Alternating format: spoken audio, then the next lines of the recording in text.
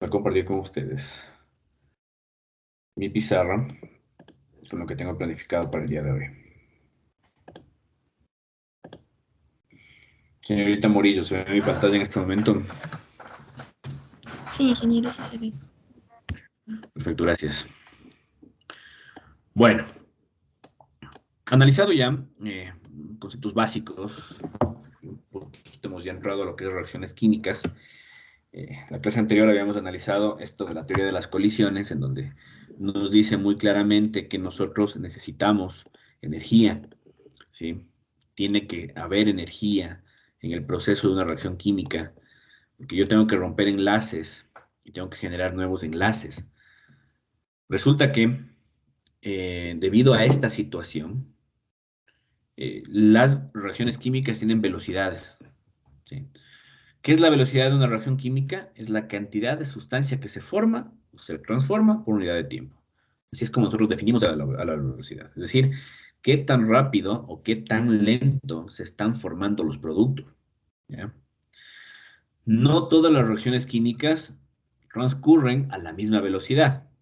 Algunas reacciones químicas se producen de forma casi instantánea, mientras que otras son muy lentas. Ejemplo, una explosión, una detonación es tan rápida que resulta muy difícil medir su velocidad. Sin embargo, el cemento, por ejemplo, necesita varios días para su fraguado, es decir, para endurecer. Es una reacción lenta, ¿sí? Teóricamente se dice que el cemento a los 28 días ya adquiere el 100% de su resistencia como tal, ¿no?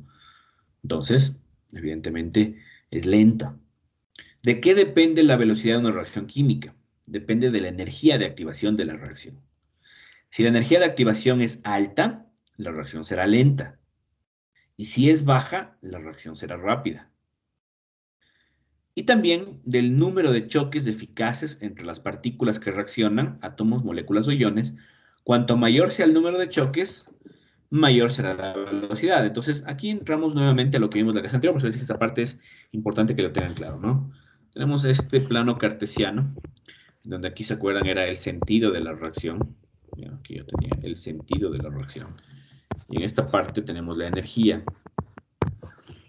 Entonces, habíamos hecho una gráfica que les dije que es la más común, donde tenemos la energía de los productos de acá, complejo activado y baja. Y tenemos los productos, ¿no? O sea, que tenemos reactivos, aquí tenemos productos, ¿ya? Este es el complejo activado y evidentemente esta energía que está aquí es la energía de activación, ¿ya? Esta es la energía de activación o el estado de activación. Bueno, ustedes ya lo habían visto en la clase pasada. Entonces, ¿qué me dice la teoría? Me dice, si este estado de activación es alto, ¿sí? Aquí están, como ustedes pueden ver, ¿no? Si la energía de activación de la reacción es alta, la reacción es lenta. Mientras que si es baja, la reacción será rápida. Entonces, si yo, por ejemplo, tengo una reacción que viene, en cambio, así de esta forma, esta será mucho más rápida, ¿sí? Será una reacción química mucho más rápida. Mientras que aquí la azulita, esta será más lenta. Entonces, ahí está la velocidad de la reacción química, en la energía de activación. Si yo necesito una energía muy alta, entonces la reacción va a ser muy lenta. Es lo que pasa con el cemento. Por eso es que el cemento, eh, cuando se realiza o cuando se genera la reacción química, se produce lo que conocemos como el calor de hidratación, ¿sí? Empieza a sacar, por decirlo así, ¿ya? A transferir energía hacia el exterior en forma de calor. Por eso es que nosotros tenemos este calor de hidratación que es importantísimo tenerlo en cuenta en el hormigón. Y es por esto, porque necesita una gran energía de activación para generar la reacción química y por lo tanto es energía como se lo observa en forma de calor. ¿Sí? Y por eso es calor, ¿no? Por eso es que existen hasta aditivos para controlar este calor de hidratación. Bueno, algo que ustedes ya lo vieron, especialmente si fueron mis alumnos. La velocidad de la reacción, ¿ya? Depende también de algunos otros aspectos, no solamente de lo que vimos inicialmente. O más bien dicho, lo que vimos inicialmente, energía de activación y choques eficaces, eso es como que lo común entre todo. Pero existen ciertos factores que pueden determinar que la velocidad sea mayor o menor. El primero es la naturaleza de los reactivos, ¿ya? Que determinará cuál será la energía de activación de cada reacción. Evidentemente, hay reactivos que permiten tener velocidades más rápidas y otros más lentos. La concentración de los reactivos. La velocidad de una reacción aumenta cuando la concentración de los reactivos aumenta, por lo que también aumenta el número de choques eficaces. Por ejemplo, para aumentar la concentración de un gas es necesario aumentar su presión. Para aumentar la concentración de una disolución habrá que aumentar la cantidad de soluto. En otras palabras, mientras más concentrado sea el reactivo, más rápida será la reacción química. ¿Ok? El estado físico de los reactivos. Esto es importantísimo y no solamente lo vemos aquí en reacciones, sino cuando entremos de soluciones también lo vamos a analizar. Reacciones entre gases y entre sustancias en disolución serán mucho más rápidas, pues las partículas se mueven con mayor libertad, lo que genera un mayor número de choques eficaces entre ellos. Pero en cambio, cuando se tienen reacciones entre sólidos con líquidos o con gases, generalmente no son muy rápidas. Pero si ustedes al sólido le pulverizan, le trituran, aumentará la velocidad de la reacción. ¿Por qué? Porque estoy aumentando la superficie de contacto entre el sólido y el líquido o el gas. Por lo tanto, también aumento el número de choques eficaces. Es lo que cuando estábamos en ensayo de materiales hablábamos, ¿no?, de la finura del cemento. Yo les decía que la calidad del cemento está muy de la mano de la finura del cemento. Mientras más fino el cemento es mejor. ¿Por qué? Porque la reacción química es más rápida. ¿Sí? Y les decía, cuando recordarán las clases que dábamos en ensayo de materiales, les decía que evidentemente es buenísimo esto de la velocidad de la reacción, pero el gran pero que se tiene es que en cambio aumenta este calor de hidratación que habíamos visto, ¿no? Pero evidentemente, si yo quiero que funcione mejor, que la reacción sea más rápida, necesito pulverizar, triturar al material cuando está en estado sólido, ¿no? Sigamos. Otro factor que depende de la velocidad de una reacción química es la temperatura, ¿sí? ¿Por qué? Porque la velocidad de la reacción aumenta con la temperatura. Mientras yo tenga una mayor temperatura, va a ser mucho más rápida la reacción química, ya que aumenta la energía cinética de las partículas, aumenta la velocidad con la que éstas se están moviendo, lo que genera mayores choques eficaces entre ellas. ¿Ya? Yo siempre hago el ejemplo en el que si yo quiero preparar un café en agua, pero el agua está fría y yo pongo el café y pongo el azúcar, no digo que no voy a conseguir el café, pero me voy a demorar más tiempo. Tengo que estar bastante tiempo hasta que se genere esta disolución. Entonces aquí es lo mismo. La temperatura es importantísima. Los catalizadores, en cambio, esto es por decirlo así, también es un factor que depende para la velocidad, porque un catalizador es una sustancia completamente diferente a los reactivos de los productos, cuya presencia en una reacción química modifica la velocidad de una reacción, ¿sí? Es decir, ataca a la energía de activación. Estos catalizadores hacen que la reacción transcurra por un camino diferente, ¿ya?, en que la energía de activación sea otra. Ejemplo de un catalizador, por ejemplo, tenemos los aditivos en el hormigón. ¿Sí? Yo pongo un aditivo retardante o un aditivo acelerante y estoy atacando a la reacción química como tal. ¿Ok? Ahí tiene alguna pregunta hasta aquí, por favor, levante su mano. Caso contrario, continúo. ¿Ok? Continúo. Como habíamos visto, una reacción química tiene envuelta energía. Existe energía. ¿Ya? Eh, en toda una reacción química hay energía de por medio. ¿Ok? La energía interna de una sustancia es la suma de todas las energías de esa sustancia, evidentemente. ¿Ya? En toda reacción química se produce una variación en esta energía interna. En el estado inicial, los reactivos tienen una energía interna y en el estado final, los productos tienen una energía completamente diferente. La diferencia de energía entre ambos estados puede procederse que se absorbe, es decir, cuando hablamos de reacciones endoenergéticas, o que se desprenden, cuando hablamos de reacciones exoenergéticas. ¿Ya? Si el sistema químico disminuye su energía, la comunica al medio ambiente. Y si la aumenta, es porque la ha absorbido de él. Atendiendo entonces a este concepto, ¿sí?, nosotros tenemos dentro de las exoenergéticas a las reacciones exotérmicas y reacciones endotérmicas. ¿Sí? Es decir, una reacción exotérmica es aquella que desprende energía en forma de calor, mientras que una reacción endotérmica absorbe energía en forma de calor. Una particularidad que tiene una de las reacciones químicas es conocida como la quimioluminiscencia. Es decir, Las reacciones químicas aquí es de carácter exoenergético, evidentemente, pero emiten la energía en forma de radiación luminosa, no en forma de calor. ¿Ya? Más o menos para que tengan un ejemplo, ¿no? Esta es la típica cuando antes en la vida normal que teníamos y se tenía un concierto, alguna fiesta, alguna situación y les vendían los collares, las manillas o unos tubitos que decían para que brillen en la noche, es de esta vaina. ¿Ya? Simplemente el vendedor le decía rómpale o dele la vuelta o haga alguna cosa y ¡pum! Se prendía esa vaina. Es por esto, ¿sí? Se genera una quimioluminiscencia, estoy yo haciéndole que brille. Ok, sigamos con esto de la energía de las reacciones. Como habíamos visto, en toda reacción química existe intercambio energético, ¿ya? Generalmente en forma de calor, ¿sí? Debido a que la energía que está almacenada en los enlaces de los reactivos es distinta a la que está almacenada en los enlaces de los productos. La química a veces es un poquito áspera para nosotros los ingenieros civiles y por lo tanto yo voy a tratar de hacerle lo más matemática posible. Por eso es que vamos a ponerle a través de una ecuación química. Sí, no, perdón, a través de una ecuación matemática, en donde me dice que la energía de la reacción será igual a la energía de los productos menos la energía de los reactivos. ¿Ya? Es una fórmula que hay que respetarla para saber cuál es la energía de la reacción. ¿Sí? Entonces, toda la energía que tengo en una reacción química será siempre igual a la energía que tengo en los productos menos la energía que tengo en los reactivos. Ateniéndonos entonces a esa ecuación, ¿ya? Puedo saber cuándo una reacción es exotérmica y cuándo es endotérmica. Si en la ecuación anterior me da un valor positivo, es decir, que los productos es mayor que los reactivos, de energía hablamos, ¿no?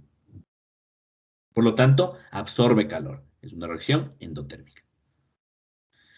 En cambio, si esta ecuación, algebraicamente hablando, me da un signo negativo, quiere decir que los productos, la energía de los productos es menor que los reactivos, estoy frente a una reacción exotérmica. ¿Sí? Pongan atención que esto me gusta tomar. ¿Ok? Entonces, le ponemos a una ecuación matemática la interpretación de la energía de la reacción química y me dice que la energía de los productos es igual, perdón, la energía de la reacción es energía de los productos menos energía de los reactivos. Y se respeta el signo, ¿no? Si yo tengo signo positivo, endotérmica. Signo negativo, exotérmica. Como ya hemos visto, la energía de activación es la que determina esta situación, ¿ya? No solamente determina la velocidad de la reacción química, sino también me va a determinar si es exotérmica o endotérmica. Y ahí es lo que les decía. Nosotros hicimos el ejemplo, la clase anterior, en donde la energía de los reactivos es mayor que los productos. Hicimos este dibujo. ¿Por qué? Porque son la mayor cantidad de reacciones químicas que se presentan en la naturaleza, por decirlo así, o a nivel de laboratorio. Es decir, que la energía de los reactivos sea mayor que los productos. Pero no quiere decir que eso pasa siempre. Y miren acá el otro caso. Tenemos energía de reactivos es menor que de productos, es decir, es una reacción endotérmica. ¿Ya? Entonces, pilas con eso. Preguntas hasta aquí, por favor, levanten su mano. Si no hay preguntas, asumo que está entendido y continúo.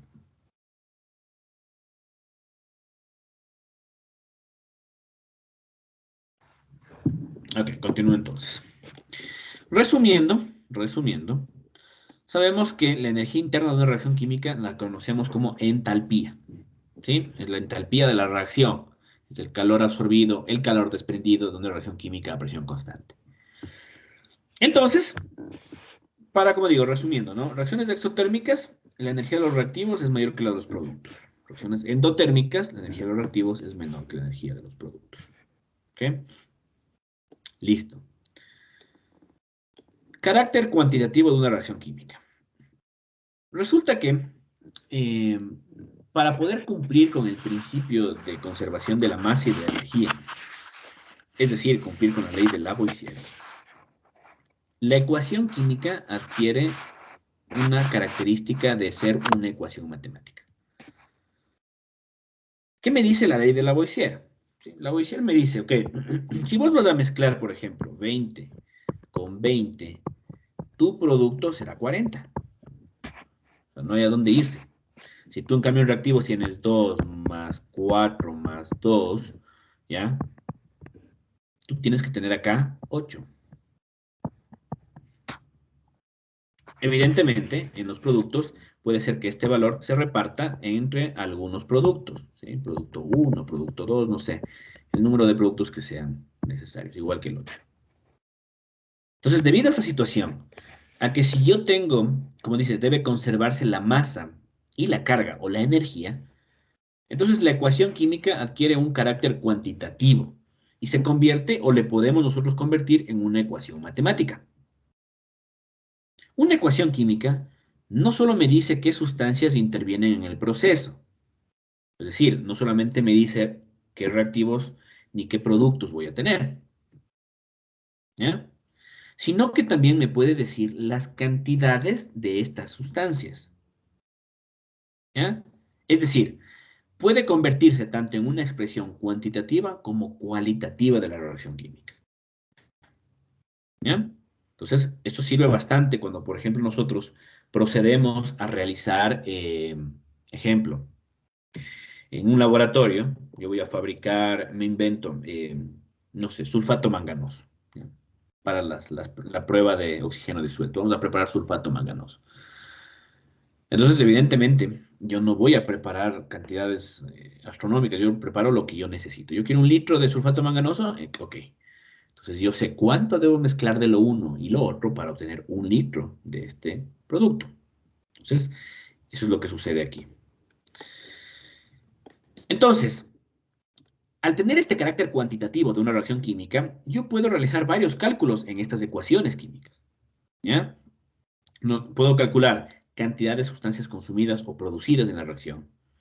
Puedo calcular reactivos limitantes, puedo calcular número de moles, puedo calcular volúmenes, puedo calcular masas, moles, etcétera, etcétera, etcétera. Pero para realizar cualquier tipo de cálculo en una reacción química, esta tiene que estar ajustada, tiene que estar balanceada, ¿ya? Y debe conocerse, y esta parte es importante, debe conocerse al menos la cantidad de una de las sustancias. Mínimo, debo conocer una de las cantidades de las sustancias, que muchas veces nosotros nos imponemos. Como les digo, sulfato manganoso, entonces yo digo, bueno, voy a usar tanta parte de esto por tanta parte del otro, ¿no? Y puedo empezar a hacer los cálculos respectivos. Dentro de las reacciones químicas tenemos varios tipos de reacciones químicas. El primero es según la reorganización de los átomos. Tenemos síntesis o descomposición, de desplazamiento o sustitución, de doble descomposición o intercambio. Y según el mecanismo, tenemos reacciones ácido-base, son reacciones de neutralización, reacciones de precipitación, reacciones de oxidación-reducción y reacciones de combustión. Deber para la próxima clase, por favor, no próxima clase, sino para, siempre son 7 días, ¿no? Entonces el próximo día lunes cargarán el deber en donde por favor van a consultar estos tipos de reacciones químicas, van a detallarle más a fondo, ¿sí? Está ya cargada en el aula virtual la guía para presentar deberes, así que por favor sigan la misma, ¿no? Durante este día, mañana máximo, la ingeniera Paulina Herrera les va a mandar a todos ustedes el enlace en donde cargarán este primer deber, ¿sí? Entonces, consulta por favor todos estos tipos de reacciones químicas, ¿ok? No se olviden que esto es parte de la materia, así que también tendrán que estudiar la consulta que hace. ¿Ok? Trabajo asincrónico que le dicen actualmente. Bueno, vamos. Una reacción química puede ser representada gráficamente, ¿sí? Entonces yo tengo esta reacción, pero esta no está balanceada, no cumple el principio de conservación de la masa. Tengo 2 hidrógenos, 2 oxígenos, y acá tengo 2 hidrógenos, solamente un oxígeno. Tengo que balancear la ecuación. Entonces, para balancear la ecuación, colocamos coeficientes estequiométricos, de tal forma que consigo el objetivo. Ya miren, aquí tengo. Y la puedo graficar, la puedo representar gráficamente. ¿Sí?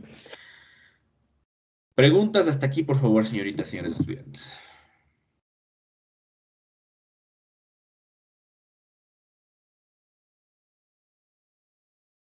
Ok.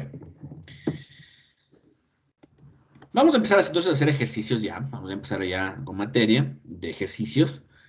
Les había pedido de favor, lamentablemente en esta virtualidad no voy a poder controlar si lo hacen o no lo hacen, pero quienes de verdad están interesados en aprender la materia y le ponen ganas, asumo que deben tener su tabla periódica a la mano. Entonces, tengan su tabla periódica a la mano y vamos a empezar con los cálculos básicos, ¿no? Ahorita hemos visto ya conceptos, Y vamos a ir haciendo algunos cálculos básicos que nos van a servir para al finalizar esta unidad entrar a lo que es estequiometría. Y yo aplico todo lo que hemos visto aquí en estequiometría. Entonces, por favor, pondrán atención. Puede ser que muchos de estos conceptos o cálculos ustedes ya lo sepan y lo hagan muy bien, ¿no? Pero puede ser que en cambio otros estudiantes lo hayan olvidado o tal vez nunca lo hayan visto. Entonces vamos a empezar. Un concepto también importante que nace es el de masas atómicas y masas moleculares.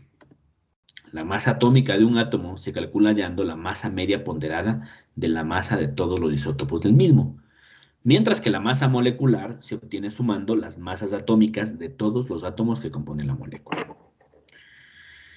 En las tablas periódicas, más bien dicho, este de aquí, este concepto de aquí, yo lo calculo. ¿Sí? Y eso lo voy a enseñar a calcular ahorita. ¿Sí? La masa o peso molecular que saben poner algunos autores. Se obtiene de sumar las masas atómicas de todos los átomos que componen la molécula, es decir, de todos los elementos que componen el compuesto químico. Pero ¿de dónde nacen estas masas atómicas? ¿Sí? Me dice que la masa atómica de un átomo o de un elemento químico se calcula hallando la masa media ponderada de la masa de todos los isótopos del mismo, algo que la tabla periódica ya lo tiene. Entonces ustedes, más que seguro, van a encontrar una tabla periódica en donde tienen saben tener un ejemplo, ¿no? Me invento, ¿no? Digamos que le ponen el hidrógeno, te ponen hidrógeno y te ponen un cuadradito, donde te dicen, a ver, y te van diciendo qué quiere decir cada uno de los números que tú tienes en este recuadro. Te dice cada uno de tus números. Y van a encontrar ustedes un número, ¿no? Que me diga, ah, mira, este es, ¿ya? El peso atómico, ¿ya? O la masa atómica, no sé cómo le tengan en su tabla periódica, y ese es el que van ustedes a encontrar en este momento. ¿Ya? Tienen que saber dónde se encuentra su tabla periódica. Por eso es que yo digo, traten de que sea una tabla periódica en físico y que con esa trabajen siempre, porque cuando vayan a la evaluación, y en ese rato recién se bajan de internet una tabla periódica, ¿ya? O recién se consiguen una tabla periódica, hasta encontrar dónde están cada uno de estas cosas, pierden tiempo, y yo no doy tiempo infinito. Entonces, por favor, tendrán cuidado con eso. Ok, entonces ya está obtenida la masa atómica. Nosotros calculamos las masas moleculares. Entonces vamos, yo tengo una metodología, ¿no? Tómenla o déjenla, no hay ningún problema. Con que hagan bien, no me hago lío. Entonces me está diciendo que calculemos el peso molecular del ácido sulfúrico. ¿Ya? El peso molecular del ácido sulfúrico. Entonces, ¿qué es lo que yo sé hacer? Generalmente lo que yo coloco es elemento por elemento. Entonces vamos, el hidrógeno tiene dos átomos, busco una tabla periódica y es el peso atómico 1. El azufre, ¿ya? Busquen por favor su tabla periódica, el azufre, traten de buscarlo, traten de encontrarlo, ¿ya? Tiene un átomo, y si no me equivoco es 32, azufre 32, sí, ya, azufre 32. Pueden colocar todos los decimales, no me hago ningún problema. O hay algunos que nosotros ya no nos lo conocemos de memoria, los valores, así que los ponemos, no pasa nada, ¿ya? Y el oxígeno, yo tengo 4 átomos de oxígeno, y el oxígeno es 16. ¿Sí? Entonces, voy buscando eso, ¿no? Evidentemente, yo aquí tengo 2, aquí tengo 32 y aquí tengo 64. ¿Qué sumado me da a mí 98? Ese es el peso molecular del compuesto que acabo de hacer. Y las unidades, generalmente, son gramos mol. ¿Bien? Gramos sobre mol. Entonces, he obtenido el peso molecular. Por favor, si alguien tiene problemas con esto, repase, porque esto es lo más sencillo. Y lo van a ir haciendo durante toda esta primera unidad, ¿sí? Cuando entremos a la desinfección también se hace esto, o sea, tiene que estar muy claro cómo obtener un peso molecular. No es nada del otro mundo, muy sencillo. Entonces, por favor, si alguien tiene alguna pregunta, levante la mano. Con su contrario, continúo.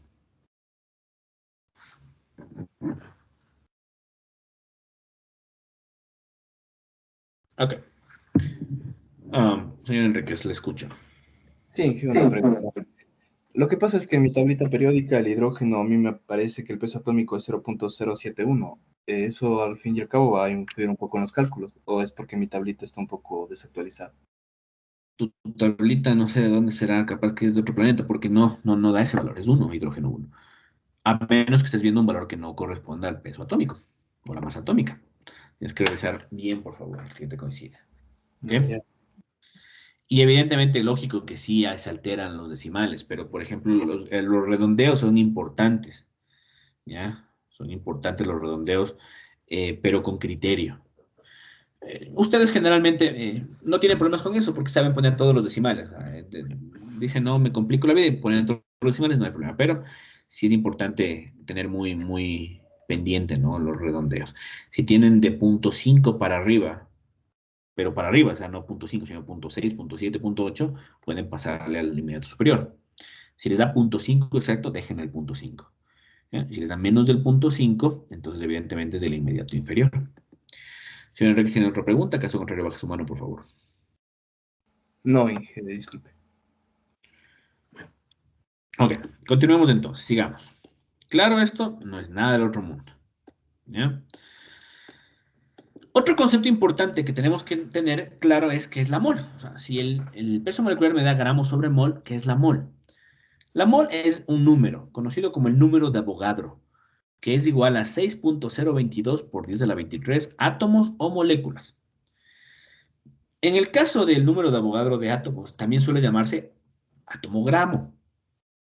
Es por tanto, la mol como tal, la masa atómica o molecular expresada en gramos. ¿Ya?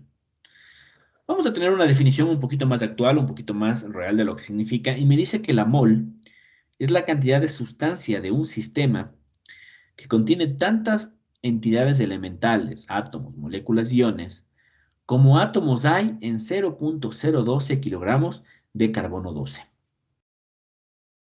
Repito, la mol es la cantidad de sustancia de un sistema que contiene tantas entidades elementales como átomos hay en 0.012 kilogramos de carbono 12. Entonces, por favor, para complementar la consulta que acabo de mandar, van a también a consultar qué es el carbono 12. ¿Sí? ¿Qué significa esto del carbono 12? ¿Ok? Listo, sigamos. Al número de moles, yo lo puedo calcular, porque me dice que si en M, la masa atómica molecular, hay una mol, en M habrá N moles. ¿Qué quiere decir? Que me dice que la fórmula para calcular el número de moles será igual a la masa, ¿ya? A la masa sobre el peso molecular. Yo pongo esta nomenclatura, tómenlo, déjenlo, no me hago problema, pero yo hago esta nomenclatura para no confundirme después cuando entremos a estequiometría especialmente, en donde, por ejemplo, la M mayúscula la consideramos para la molaridad. Algunos me dirán, sí, ingeniero, pero la M minúscula le usamos para molalidad. Sí, de acuerdo. Pero no es tan común como la molaridad. Por lo tanto, le dejo la M minúscula para la masa.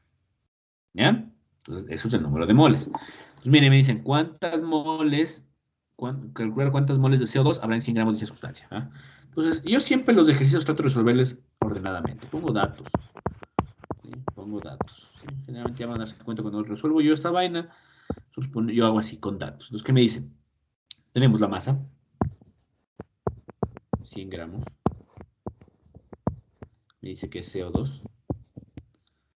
Y me dice que calculemos el número de moles. Hay un dato que yo siempre digo que es el dato tapiñado. Es un dato que está ahí, pero me toca calcularlo, que es el peso molecular. Por favor, calculen el peso molecular del CO2, ¿sí? Y alguien active su micrófono y dígalo. Dígame cuál es el peso molecular del CO2. Busquen el carbono, busquen el oxígeno, hagan el procedimiento que les enseñé. Si lo hacen mecánicamente no importa, pero díganme cuál es el peso molecular del CO2, por favor. 44, Inge. 44. Perfecto. ¿Ya? 44 gramos mol. Es un dato que yo siempre digo, es un dato tapiñado. ¿Ya? Está ahí, me toca calcularlo. Entonces, el número de moles me dice que es igual a la masa, 100 gramos, dividido para el peso molecular, 44 gramos sobre mol. Se van los gramos y me queda moles. ¿Sí? Entonces yo tengo 100 dividido para 44, me da que son 2.27. 2.27. Y yo siempre exijo poner unidades, muchachos, siempre. Nos irán a asustar si en la prueba les pongo mal, así esté bien resuelto, porque sin unidades yo no entiendo. Así que ya les aviso. ¿No? ¿Qué será 2.27? No, no sé. Entonces van a poner moles. ¿De qué? CO2. Cuando hagamos esta geometría, poner unidades es clave, porque si no se pierden. ¿Ok? Entonces, desde ahorita vayan entrenando, se pongo unidades. 2.27 moles de CO2. ¿Ok? Listo. Sigamos. Vamos a hacer un pequeño ejercicio de aplicación de todos los conceptos que hemos visto hasta ahorita, incluyendo también la parte de los ejercicios. ¿Sí? Es un ejercicio que está aplicado todito. ¿Ok? Entonces me dice, ¿cuántas moléculas de cloro hay en 12 gramos de cloro molecular? Si todas las moléculas de Cl2 se disociaran para dar átomos de cloro, ¿cuántos átomos de cloro atómicos se obtendrían? Este Cl2, normalmente nosotros le conocemos como el cloro gas. ¿Ya? Cuando entremos a desinfección, van a ver, cierto, es el cloro gas, ¿no? Entonces, ahí dice, ¿cuántas moléculas de cloro gas hay en 12 gramos de cloro molecular? Si todas las moléculas del cloro gas se disociaran para dar átomos de cloro, ¿cuántos átomos de cloro atómicos se obtendrían? ¿Ya? Es un ejercicio que es un poquito complejo, por decirlo así, ponerlo de ya, desde entrada al segundo día de clases, pero lo que quiero buscar con este ejercicio es que observen ustedes cómo se aplican conceptos. O sea, toda la teoría que hemos visto hasta ahorita, cómo se aplica en un ejercicio. Pues como yo siempre digo, pongamos los datos. ¿Ya? Es importante. Yo siempre también les debo decir a todos mis estudiantes, si ustedes ponen bien sus datos, tienen el 50% del ejercicio ya resuelto. Pero bien puestos, bien descritos los datos, tienen el 50 y a veces en muchos casos más del 50% del ejercicio ya resuelto. Porque les dice todo. Te dice con qué cuentas y qué te hace falta obtener. Entonces vamos empezando, ¿no? Ok, me da la masa. ¿Sí? La masa de este cloro, 12 gramos. Ya, yo voy leyendo y voy sacando los datos, ¿no? ¿Cuántas moléculas de Cl2 hay en 12 gramos de cloro molecular? Si todas las moléculas de Cl2 se disociaran para átomos de cloro, ¿cuántos átomos de cloro atómicos se obtendrían? Ya. Entonces, me da la masa como dato. Que evidentemente el peso molecular del Cl2 es un dato tapiñado y lo tengo, que es 70 gramos sobre mol, el peso molecular. ¿Ya? Entonces me dice, primero que nada, me dice cuántas moléculas. ¿Sí? Entonces, ¿cuántas moléculas de Cl2? Entonces, pongámosle también las incógnitas. Moléculas del Cl2, no sé. Y luego me dice, tienes el Cl2. ¿Ya? Leamos lo que dice. ¿Ya? Si todas las moléculas del Cl2 se disociaran para dar átomos, es decir, si esta vaina se hace Cl y Cl, ¿ya? ¿Cuántos átomos de cloro atómico se obtendrían? Es decir, ¿cuántos átomos del Cl, vamos a hacer una flechita, el Cl, ¿cuántos átomos serían?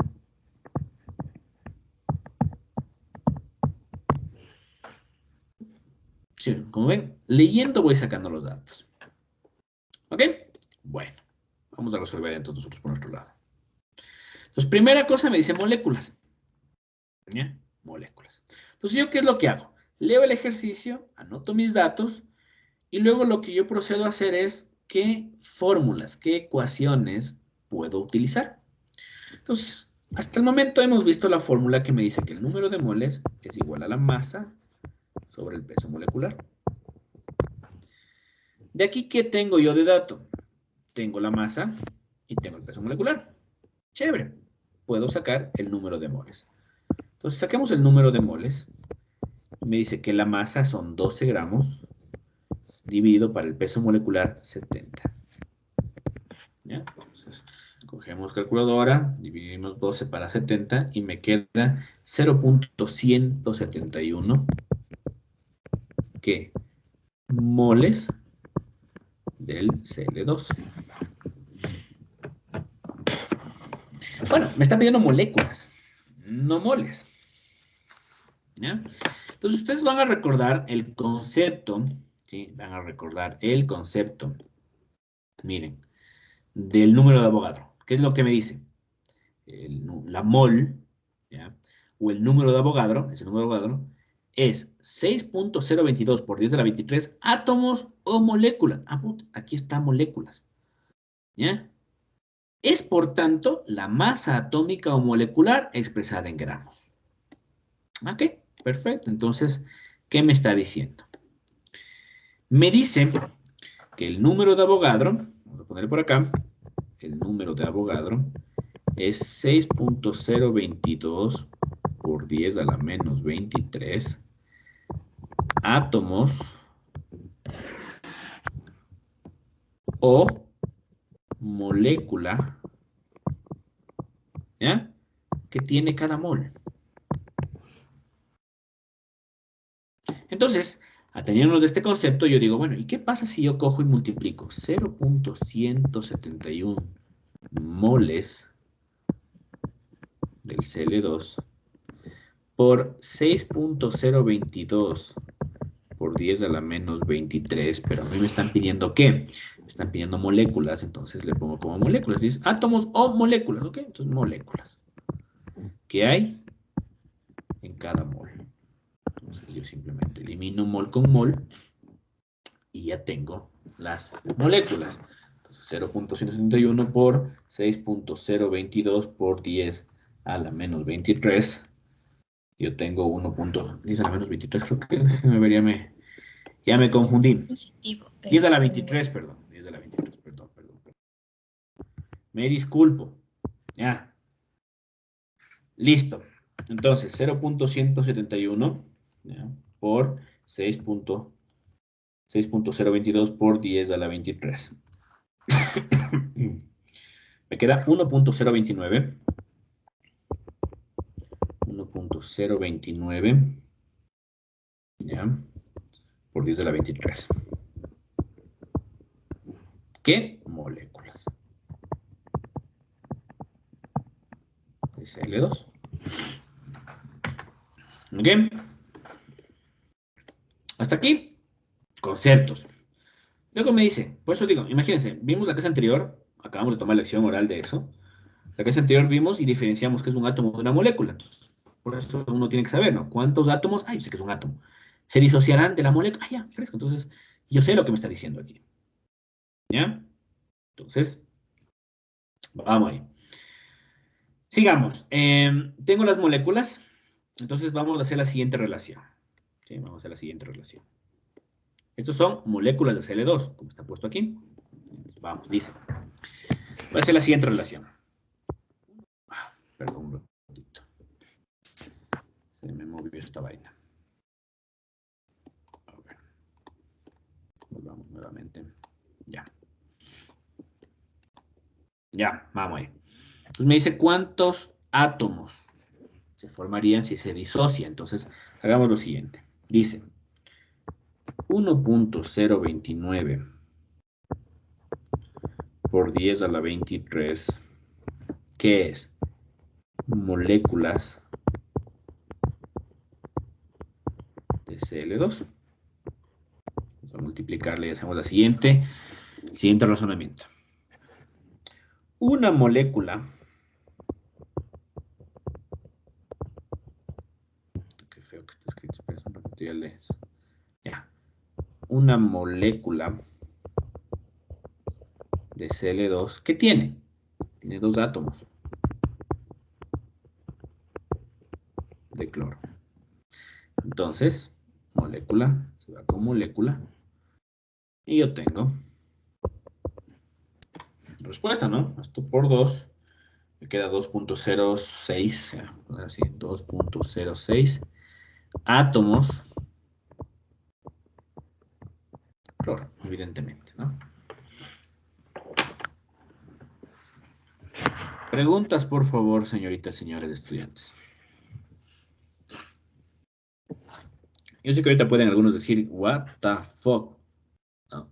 Pero lo van a ir entendiendo después.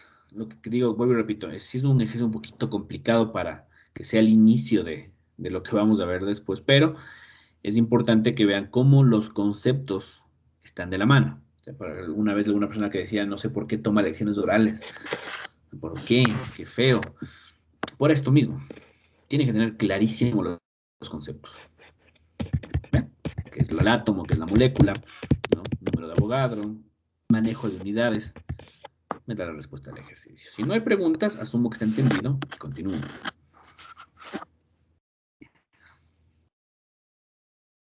Ok. Vamos a darnos unos 5 a 10 minutos porque tengo que tener una situación, un correo electrónico que tengo que mandar de break, por favor. Sí, entonces, por favor, estiramos nuestras piernitas, tomen agua, lo que sea, y estén atentos cuando yo reactive la clase. Por ejemplo, de 5 a 10 minutos, puede ser 5, 6, 7, 8, 9 o 10. ¿Sí? Mil disculpas, pero necesito, la verdad, mandar un correo electrónico urgente. Ya estoy con ustedes entonces.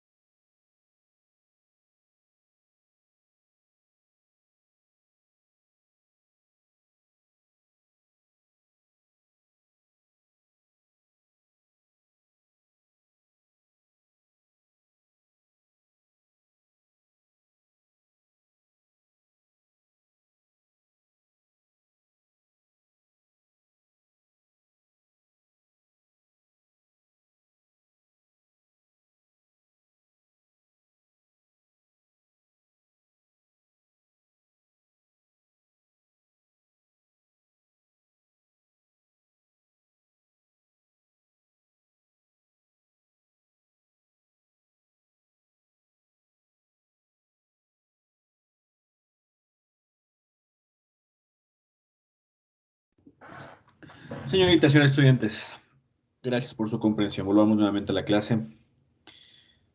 Procedamos, les comparto mi pantalla en este momento para continuar con la clase. Señorita Morillo, ¿se ve mi pantalla en este momento? Por favor, si me ayuda diciendo. Sí, ingeniero, sí, sí. Perfecto, muchas gracias. Continuamos entonces. ¿Ya? Ya. Composición centesimal, ¿no? Vamos a ir viendo algunas cositas que nos van a servir después. Entonces, atiendan. Resulta que a partir de la fórmula de un compuesto, podemos deducir la composición centesimal de cada elemento que contiene, aplicando simples proporciones. Como les había dicho y les repito, yo trataré de darles lo más matemático posible.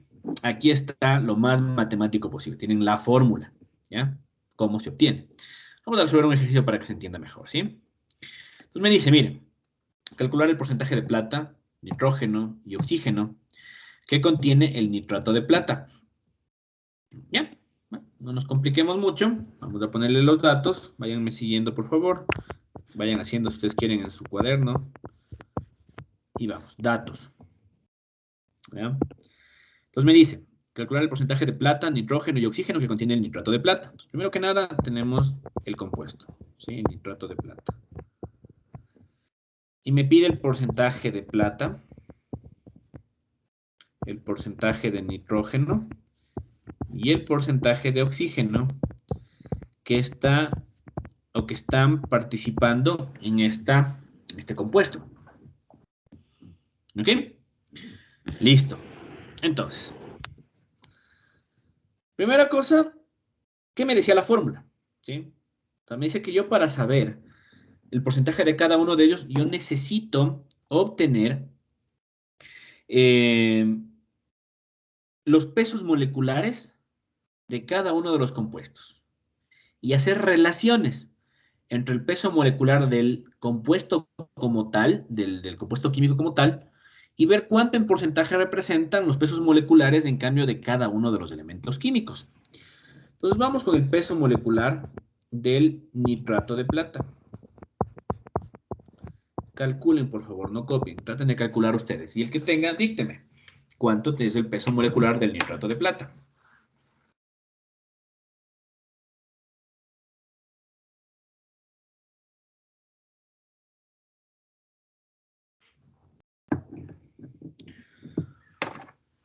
Alguien que lo calcule y me diga el dato, por favor.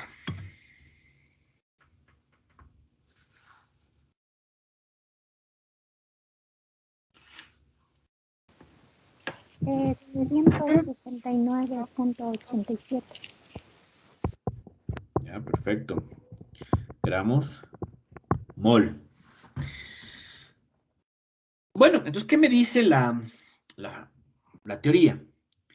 Estos 169,87 es el 100% del compuesto. Por lo tanto, ¿cuál es el peso molecular de la plata, por favor? Solamente la plata como tal. ¿Cuál es el peso molecular de la plata? 107.8682.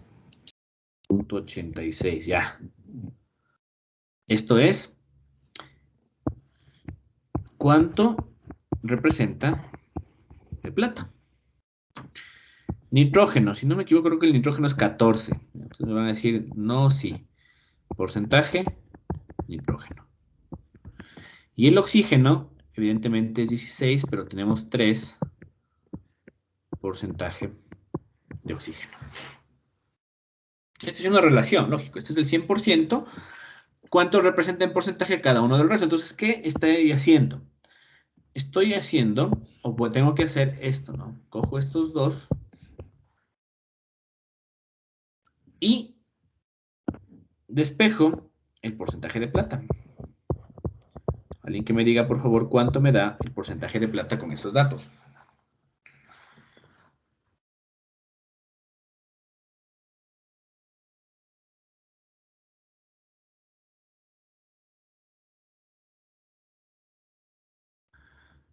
Alguien que tenga calculado, por favor, cuánto es el porcentaje de plata, por favor. 63.5%. 63.5%. Ya. Lo mismo puedo hacer y decir, bueno, voy a hacer este de aquí con este de acá. ¿Sí? Entonces, por favor, háganle. ¿Y cuánto es el porcentaje de nitrógeno, por favor? Es 8.25. Gracias.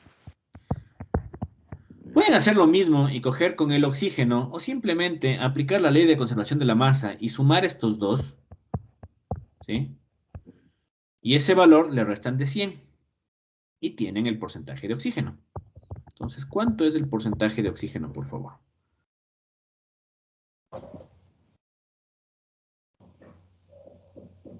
$28.25. Perfecto, gracias. ¿Ya? Entonces, los porcentajes de cada uno de los compuestos químicos en el nitrato de plata está así. El ponderante es la plata. ¿Por qué? Porque su peso molecular es muy elevado. Muy elevado. A pesar de que el oxígeno tenemos 3 átomos de oxígeno, no llega al nivel que necesitamos como es la plata. ¿Ok? Facilito, ¿verdad? Ya vamos a hacer, más que seguro, próxima semana, ejercicios de aplicación de esto para que quede más claro el asunto. Sigamos. Tenemos diferentes tipos de fórmulas químicas. Hay moleculares o empíricas. Las moleculares son aquellas que me indican el número de átomos existentes en cada molécula, mientras que la empírica me indica la proporción de átomos existentes en una sustancia. Esta está siempre reducida al máximo. Las fórmulas que nosotros conocemos, manejamos y utilizamos para nuestros cálculos químicos son las moleculares. ¿Ya? Son las que más se usan. Es decir, porque son las que me indican el número de átomos que tiene cada molécula. Evidentemente, yo sé el número de elementos que yo tengo en cada compuesto químico. Pero existe una variante que es la empírica. Es decir, me indica la proporción de átomos existentes en una sustancia. Y está siempre reducida al máximo. Ejemplo. Si yo tengo por el agua oxigenada o también el peróxido de hidrógeno, es H2O2. Esa es la fórmula molecular que nosotros conocemos. La fórmula empírica es esta fórmula reducida al máximo. Es decir, HO. Ejemplo. Vamos a un ejercicio. No voy a hacer mucho el ejercicio porque es muy sencillo. ¿Ya? Simplemente vamos a ir describiendo. Me dice, escribe las fórmulas empíricas. No les voy a pedir a ustedes nunca que escriban fórmulas especialmente complejas porque no es parte de la materia. Pero miren, la fórmula de la glucosa. ¿Y ahora cuál será? ¿No? Entonces la fórmula es C6H12O6. Esa es la fórmula molecular. ¿Cuál es la empírica? Es la reducida al máximo. Entonces yo busco un factor común aquí que es 6 y divido para todo el compuesto para 6 y me queda CH2O. Me dice en cambio la otra, del óxido de nitrógeno, N2O. Entonces ahí ya está reducido al máximo. Y yo no puedo tener subíndices fraccionarios, no puedo. No es que yo voy a poner N2O, le divido para 2 y me queda N o un medio. No, no funciona así. ¿Qué quiere decir? Que esta fórmula molecular coincide con la fórmula empírica y es N2O. La que se pueda reducir al máximo la reduzco para sacar la fórmula empírica. ¿Sí? Ok. Señorita Morillo, me va a hacer acuerdo, por favor, el día miércoles para hacer ejercicios de fórmulas moleculares, empíricas y composición porcentual, por favor, ¿ok? Listo, ahí. Perfecto, gracias. Sí, mejor para que no se chumen mucho, hacemos ejercicios de esto y luego seguimos ya con lo que nos compete de la materia, ¿no? Entonces arrancamos la clase con lecciones orales y luego empezamos a hacer ejercicios. Bueno, para finalizar la clase de hoy, vamos a ver cómo se calcula la fórmula empírica, porque yo puedo calcular la fórmula empírica, ¿ya? Y a partir de la empírica también podría obtener la fórmula molecular. Pero, evidentemente, el proceso es, como dice, fórmula empírica. Es la que está reducida al máximo. ¿Ok? Ok, entonces dice, aquí está la receta, por decirlo así. Aquí está la receta. Suponemos que partimos de 100 gramos, dividimos el porcentaje de cada átomo entre su masa atómica, por lo tanto obtenemos el número de moles. La proporción en moles es igual a la que debe haber en átomos en cada molécula, entonces dividimos por el que tenga el menor número de moles, y por último, si quedan fraccionarios, elimino los fraccionarios, etcétera, etcétera, etcétera. Les dejo la receta ahí para que lo lean. Vamos a hacer el ejercicio que yo entiendo mejor así, y asumo que ustedes también, porque todos somos ingenieros. Entonces nosotros trabajamos así rápido. Dame el ejercicio, cómo se hace, listo. No quiero leer recetas. Vamos con los datos. Pues, ¿qué me dice? Calcular la fórmula empírica de un compuesto orgánico. Esta parte es importante, ¿no? Si ustedes fueran químicos, esta parte les dice muchísimo, ¿no? Pero ya, lo veremos después. Un compuesto orgánico cuya composición centesimal es la siguiente. Bueno, aquí no, se ha cortado la letra, pero es oxígeno, tengo 34.8%. Hidrógeno, 13%. Y carbono, 52.2%. ¿Ok? Entonces me dice la fórmula empírica. Ya, listo. No me estreso, no me complico, no pasa nada. Entonces, ¿qué me dice la teoría? No, leamos solamente la primera parte. Me dice, supongamos que estimamos. Entonces, eso casi nos va a pasar en muchos ejercicios cuando hablamos de porcentajes. Entonces, lo primero que me dice es asumo. Asumo que voy a trabajar con 100 gramos. ¿Sí? ¿Qué estoy haciendo aquí? No es más que decir, oye, los 100 gramos es como que yo hablo del 100%. ¿Ya? Porque hay que decir, ¿y por qué no asumo 200 gramos? ¿Y por qué no asumo 1 gramo? Alguna vez había un estudiante que decía eso, digo, tranquilidad, por esto. Yo voy a asumir 100 gramos porque voy a decir que es del 100%. Si yo digo que 100% son 100 gramos, entonces esto es 34.8 gramos. Estos son 13 gramos. Y estos son 52.2 gramos. Es la primera parte del ejercicio, asumir 100 gramos. ¿Ok? La siguiente parte es sacar el número de moles. Entonces vamos a sacar el número de moles del oxígeno. Y me dice que es la masa. ¿Cuál es la masa? 34.8. ¿Sí? Imagínense, le pasé de porcentaje a masa. ¿Por qué? Porque estoy asumiendo 100 gramos. 34.8. Peso molecular del oxígeno, 16. ¿Ya? Y le vamos a dejar ahí un ratito.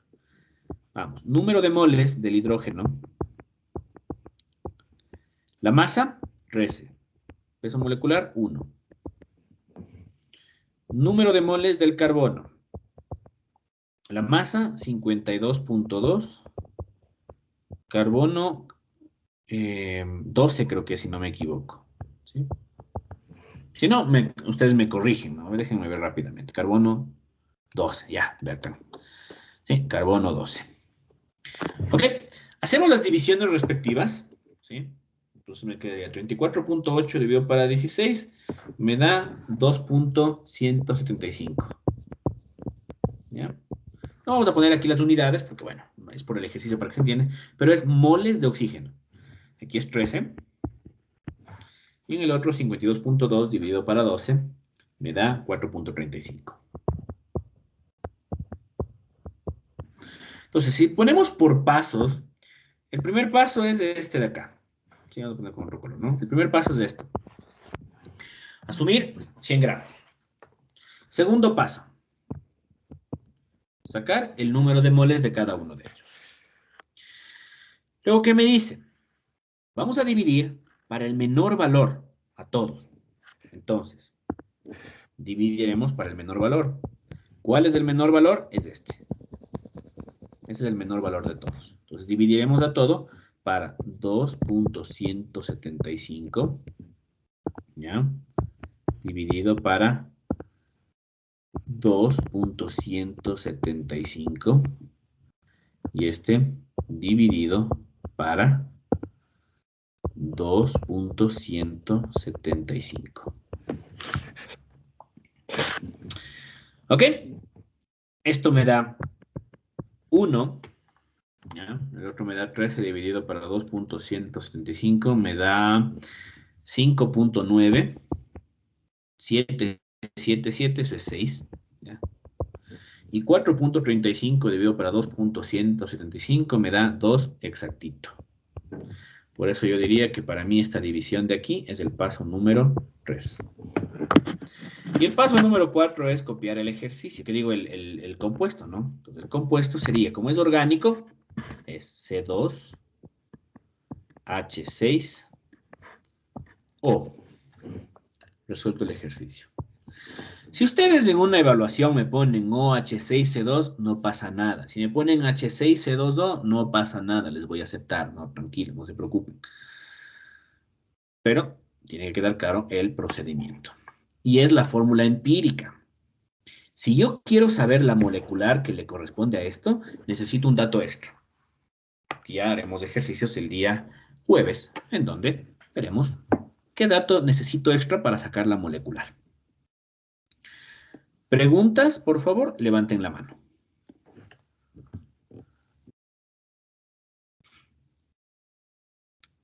Preguntas, por favor. Ok. Si no hay preguntas, vamos a quedar hasta ahí para que vayan a hacer su deber y cumplamos con la sincrónica. Tengo una pregunta, señor Enrique, le escucho. Sí, en caso de que el dato diga que no es orgánico, ¿cuál sería el orden de los elementos en los cuales se coloca?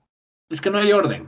O sea, existe un orden en función del tipo, digamos, si es un ácido y no te dicen que es un ácido, pero tú tienes hidrógeno y tienes los otros compuestos, evidentemente tienes el hidrógeno, oxígeno, ya por ahí dices, esta vaina es un ácido.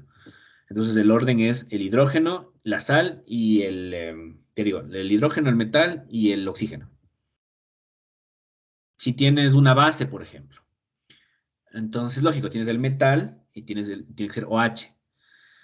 Pero, como les digo, o sea, para eso, y es la parte que les dije al inicio del curso, ¿no? Yo no voy a enseñar nomenclatura, o sea, yo no enseño nomenclatura. Ustedes ya deben tenerlo claro, y si no, tienen que revisar.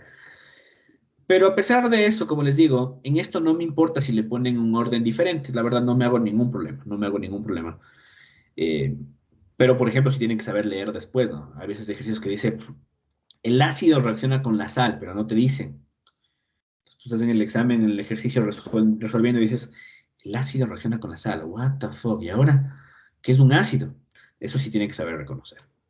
Pero en estos ejercicios, como te digo, o sea, si es un ácido, tienes el orden hidrógeno, metal y el oxígeno, la base es el metal, paréntesis OH, y así vamos, ¿no? O sea, ahí se va armando, ¿no? En este caso, como es orgánico, es carbono, hidrógeno, oxígeno, así es el orden. Ok, ¿alguna otra pregunta, por favor?